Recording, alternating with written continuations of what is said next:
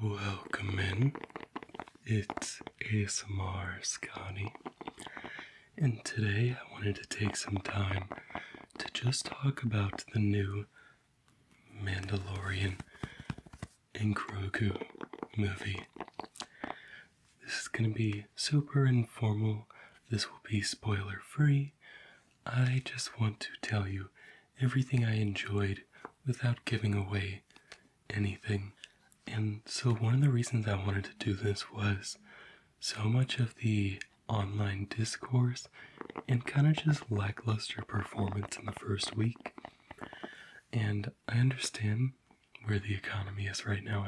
I 100% get that. It's just there wasn't a lot of hype built around this movie, and I'll save my marketing spiel for after my thoughts on the movie. And the movie itself was actually amazing. I really enjoyed it. A lot of people said it should have just been a new season. And my thought and my rebuttal to that is simply that is not an issue with the movie as much it is with the show. Because the show had a budget of like $10 to $20 million per episode. So they built this gigantic moat to basically compete with theatrical releases. And then when they had their own theatrical release, they started to fight their own system. But I thought the story was really, really interesting. I loved that they brought back one of the characters from the Clone Wars. It was awesome to see. I never ever expected to see that character again. But here we are. Where this movie is it's kind of at the intersection of a few things. I think it was very important for the New Jedi Order as both a story of how things are when the Empire's not around and this new group is trying to take political control of an entire galaxy. And then there's so much more when it comes to the actual presentation. We learn a lot about a lot of characters, and that leads me to my first marketing opportunity that was missed with this movie, and that was honestly, the movie should not have been called The Mandalorian and Grogu, and here's why. Because The Mandalorian is already known as a TV show. I don't have any facts to back this marketing theory up, but had the movie been called Grogu and The Mandalorian, then I think people would have looked at it, analyzed it, and questioned it. It would have raised intrigue. It would have built hype. Why is Grogu before the Mandalorian all of a sudden? It's always been the Mandalorian and Grogu. Now it's Grogu and the Mandalorian? What do you mean? And the movie actually is more of Grogu and the Mandalorian than it is the Mandalorian and Grogu. Not gonna spoil anything, but when you see it, keep that in your mind because it will make so much sense. When it comes to the marketing also, there was a little bit of safety, it felt, in the marketing strategy. Nothing was crazy. The marketing segments made sense. They understood their customer segments for sure. They knew what value proposition they were trying to give. All that business model canvas jargon. However, they assumed because it was Star Wars that they didn't need to advertise to Star Wars fans as much, and it really should have been treated like reigniting a fire, where, yes, Star Wars Celebration sells out every time, regardless of where it is in the world. But that is such a small number of fans. Those are the people that are going to spend thousands of dollars on a vacation, hundreds of dollars on tickets, thousands on merchandise. They'll stand in lines for hours. But they want to know that they're important. And those aren't just the fans that I'm talking about. Those are the deep, deep fans. You could ask half of them about the books, and I bet you that half knows immediately what you're talking about.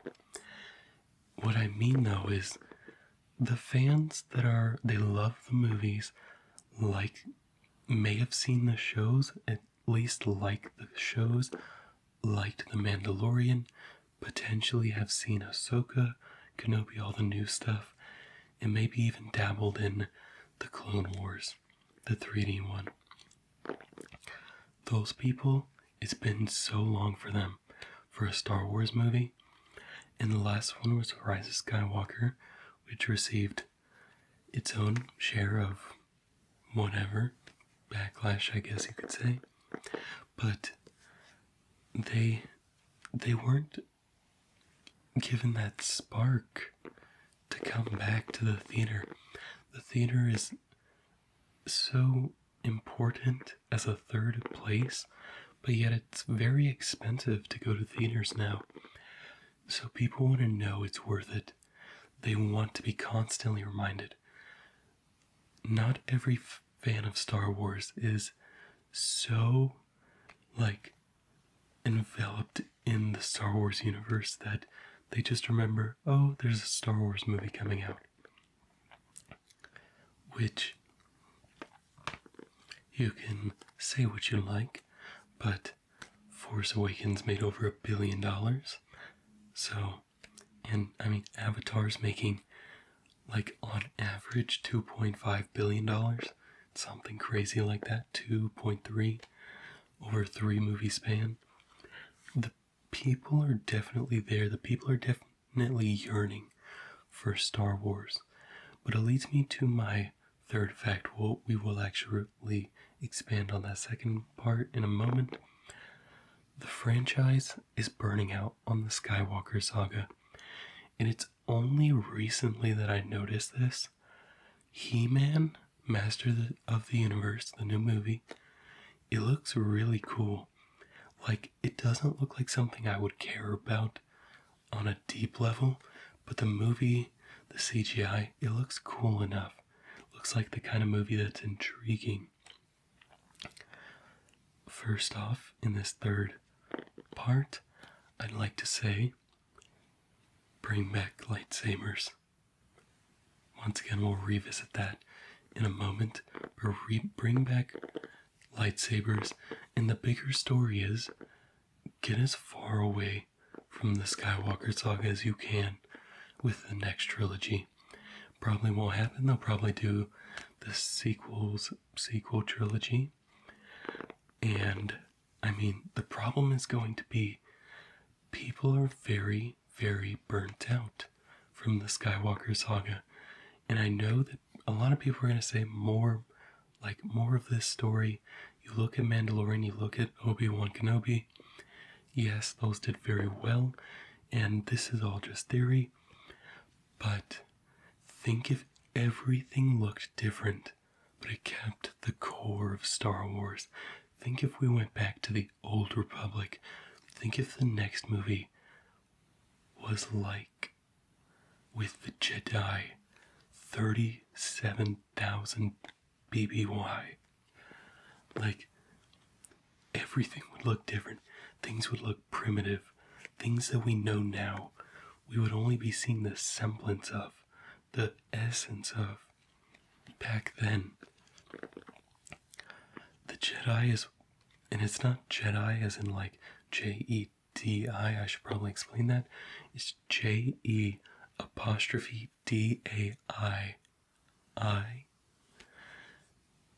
Maybe 2 eyes. It's a fantastic book. I believe it's called Into the Light, and it follows Lannery Brock and her brother. And it's such a good story. I listened to the audiobook a while back, so not all of it's fresh, but the vibes are there. It was one of my favorite Star Wars books at the time, and I can still confidently say It's one of the best ones that I've listened to still.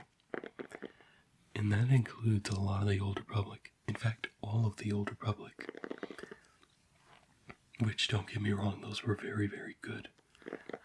But the point is, we've got to explore different timelines, because I think what's happening here is viewers are hitting the point where it's not new. It's not exciting because it's not new. The Force Awakens tried to capture nostalgia.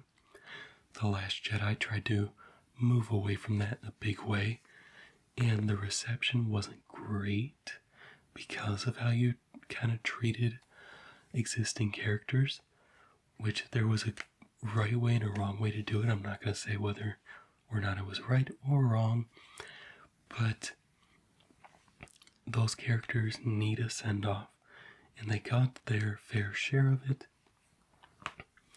But The Last Jedi wasn't the most cohesive middle movie, where, the story at the time was Rise of Skywalker had to fix a lot of plot holes that The Last Jedi created, and then 9 was kind of like an 8.5, almost. But I did enjoy the sequel trilogy. I liked characters more. I liked Rey. I liked Finn. We all wanted Finn to be a Jedi, me included. Can't even lie. Rey, I thought getting that orange lightsaber was super cool. Giving up the Skywalker lightsaber was her branching out into her own thing. Kinda hoped it would have been sooner, but my hopes are not reality, so it is what it is. But you can't expect audiences en masse to keep returning to the theaters for a slightly different story, or sometimes like a retelling. It is like $100 for a family of 4 to go to the theater. It is very, very expensive, and that is just tickets and maybe a popcorn and a drink. Like, it's crazy. There's local theaters that are cheaper, I get that. The thing is if you're going to go out as a family and spend $100 in a month, I think you would kind of hope to get food with that, like real food, like a restaurant. So that's where some of those, like the Vine in California has, where it's dinner and a show kind of thing. It's a very smart business model, and they're usually able to lower the ticket prices because of the reliance not on the tickets or not on the popcorn, but on the food service, which is perfect. And now I go back to my second point real fast. Bounty hunters were always a sub-niche. Bounty hunters were a cool thought in the originals. Boba Fett had, 5 minutes of screen time? 8 minutes? He said how many words? 3? If any? Okay. Quick pause from that. When I had to think about Boba Fett lines, I was like, is he the one that said it? But what about the droid attack on the Wookiees? That was definitely Ki-Adi-Mundi, and that was definitely a different movie. I've still got Revenge of the Sith on the brain after the fact video. But lightsabers, here's the thing with the Force and with lightsabers. It's the story of good and evil. It's the story that's been told time and time again throughout all forms of media. Early Marvel phases had a clear good guy and a clear bad guy. Star Wars movies had light side, dark side. Lord of the Rings had the Council and the Hobbits versus Sauron and the Dark Wizard and all that. It's a tale as old as time. The Clone Wars, dark side and light side, come on, like, when most people were kids, they did not go up to any doors or anything, and they were like, I want to be a bounty hunter. No. They were like, and then the Walmart doors would open, and you would feel like the coolest kid on block. And then lightsabers, it was the most marketable toy in the world. It still is. I've shown some of my collection off on this channel. It's so cool to own lightsabers that are actual replicas from the series. Kids love to play with the lightsabers. As a kid, I wasn't the one that was like, yeah, nothing like a nice blaster at your side, eh, kid? That wasn't me. That was Han Solo. I wanted to be Luke. I wanted to be Anakin. I definitely wanted to be Anakin when I started to grow up, and I was like, man, this dude has like the most beautiful woman at his side. Crazy side tangent. Shout out Padme. Love the Anakin and Padme romance.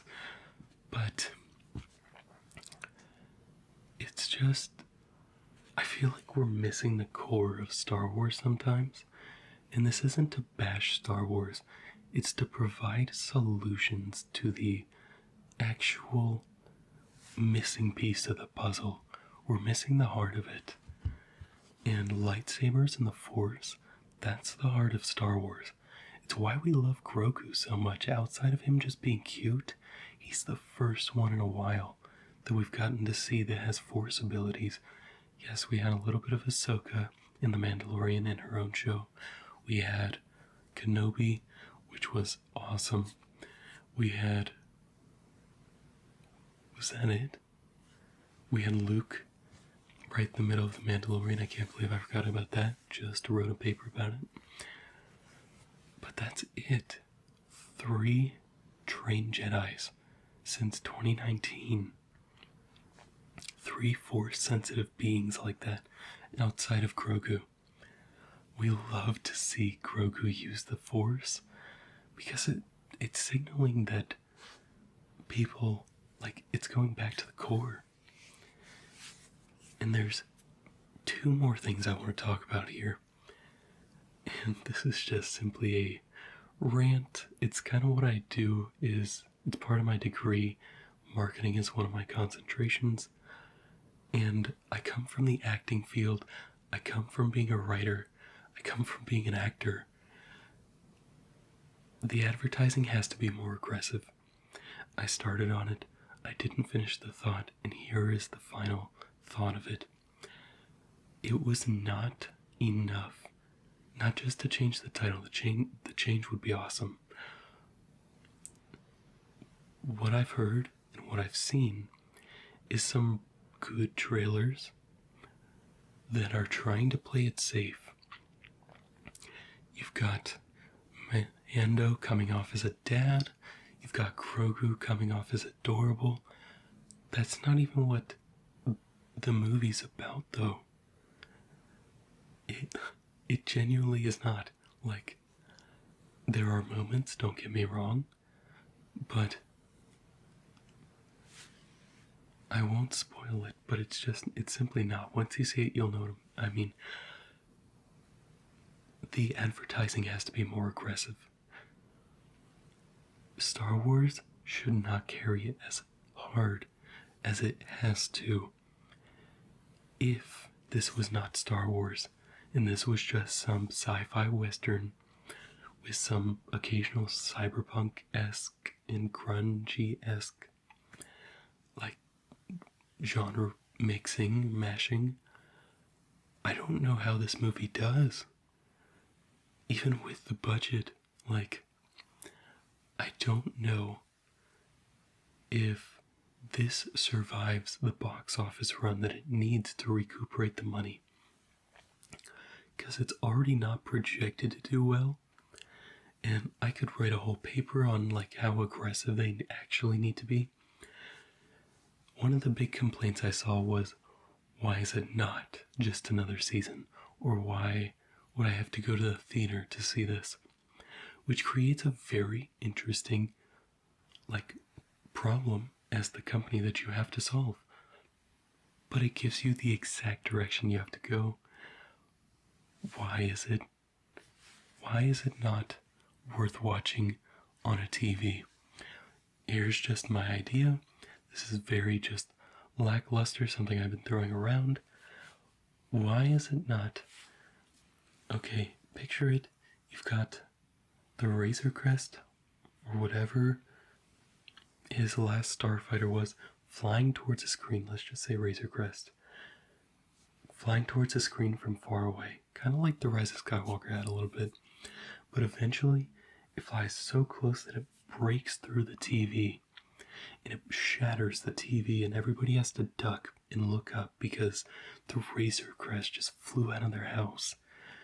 And then across it, this is very like 90s, 2000s, but it's like you get the narrator to be like, it's too small for TV. It was too small for TV. Few simple words. Have it fly around, maybe shoot down some pirate starships or something in the Earth sky, or whatever sky. If you want to go full CGI, make it a planet like Coruscant, something noticeable, something people know. And then when that little space battle's done, there's a quick shot of the Mandalorian and Grogu as they're flying, and then it goes to a zoom out of the ship again, flying into a movie theater screen and literally taking up the whole screen and saying something like, made for the big screen only. Super aggressive, I know, but it sounds cool. And I wish I had like storyboards here, but I don't. It's simply the fact that it feels like creativity in business isn't around a whole lot right now. And I really wish it was, especially in marketing, because it could have had so many cool trailers. And if we go back to that 90s 2000 mix, yes, it is going to create online backlash. I need to address this for the company's sake. It's going to bring backlash.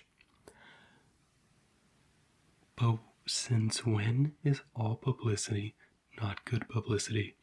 You know what publicity isn't good? Nonchalant. When people just don't know how to feel, they're wishy-washy, they don't particularly care, they'll probably go see it, maybe. We should have the goal being every single person has a feeling from every single trailer, and every single trailer should be different. There's that one. You have the Super Bowl one where I haven't seen the whole thing, I don't think, but Grogu being strapped in by the Mandalorian, you're trying to hit families there, you're trying to hit parents. I get that. One of the coolest things you could do next with the Grogu story, because you've gotta go about 100 years in the future and see kind of the progression of Grogu. We want to see, the next time we want to see Grogu, I need to see him making his lightsaber and igniting it for the first time.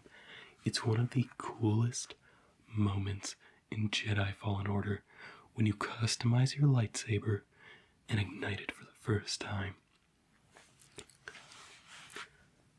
That is such a deep dive. It could have been crazy deeper. I even thought about writing a paper on this whole thing, but the simple truth is, it's an incredible movie that I really do encourage people to go watch. Not sponsored. I shouldn't have to say that, but it's amazing. I even told my friend, I was like low-key dying on this hill with my friend.